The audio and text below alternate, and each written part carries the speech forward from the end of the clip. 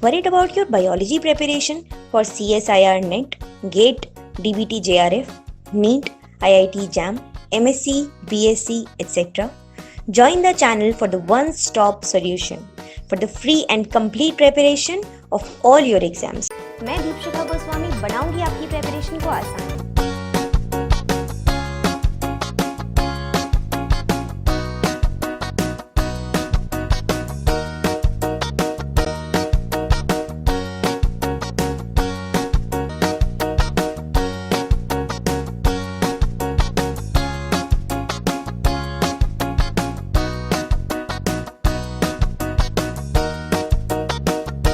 Hello everyone, I am Shreya Shetty and today we are going to learn about cloning vector and the insert capacities. So vector एक DNA molecule होता है जिसमें gene insert किया जाता है to construct the final recombinant DNA and ये recombinant DNA capable होता है replicate होने में host organism में. Vector is also known as vehicle because the vector transport the inserted gene to the host organism, जिसे व्हीकल भी कहा जाता है क्योंकि वेक्टर ट्रांसपोर्ट करता है पर्टिकुलर जीन को होस्ट ऑर्गेनिज्म में। यहाँ पे आप एक GIF देख सकते हो, ये वेट फॉर अ मिनट, ये ग्रीन वाला है वेक्टर और इसमें जीन इंसर्ट हो रहा है, ये येलो वाला, this is been inserted, so this is called as recombinant DNA. Okay, and then further it replicates.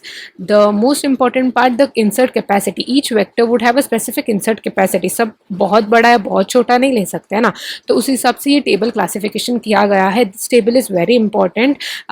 मैं थोड़ा सा कुछ ट्रिक बता सकती हूँ हाउ टू रिमेंबर, वो भी काफ़ी थोड़ा हो जाएगा, but that would be very important one. So this is a tabular form of the vector system insert capacity which is very important for your exam point of view. Okay, so plasmid है वो सबसे छोटा है जो 0.1 to 10 तक insert capacity ले सकता है.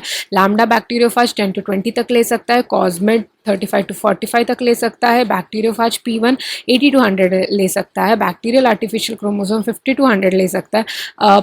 PAC, that is P1 bacteriophage derived artificial chromosome 100 to 300 ले सकता है. ईस्ट आर्टिफिशियल क्रोमोसोम 2000 से कम ले सकता है और ह्यूमन आर्टिफिशियल क्रोमोसोम 2000 से ज़्यादा ले सकता है.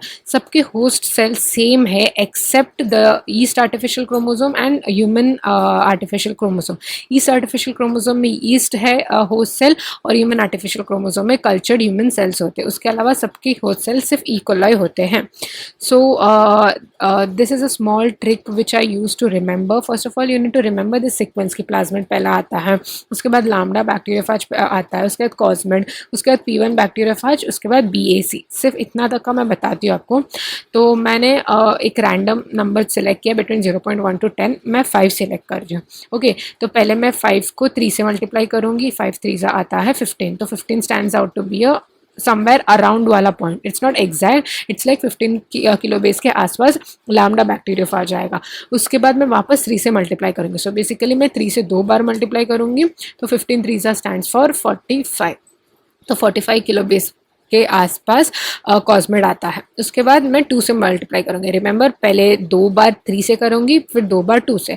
तो 45 2 सा होता है 90. तो 90 के आसपास P1 बैक्टीरियोफा जाता है एंड उसके बाद मैं वापस 90 को 2 से मल्टीप्लाई करूँगी. 90 2 सा 180. तो 180 BAC 180 bacterial artificial chromosome 180 kilo base के आसपास आता है. यहाँ तक you need to remember the sequence. After that what I use to do for further one is, anyways 3 ही बाकी है. तो PAC I use to remember it is 100 to 300 kilo base and yeast artificial chromosome less than 2000 होता था और human artificial chromosome greater than 2000 होता था. तो ये 3 अलग सा, इसका कोई ट्रिक नहीं, उससे जैसे मैंने जैसे है तैसे है याद रखा.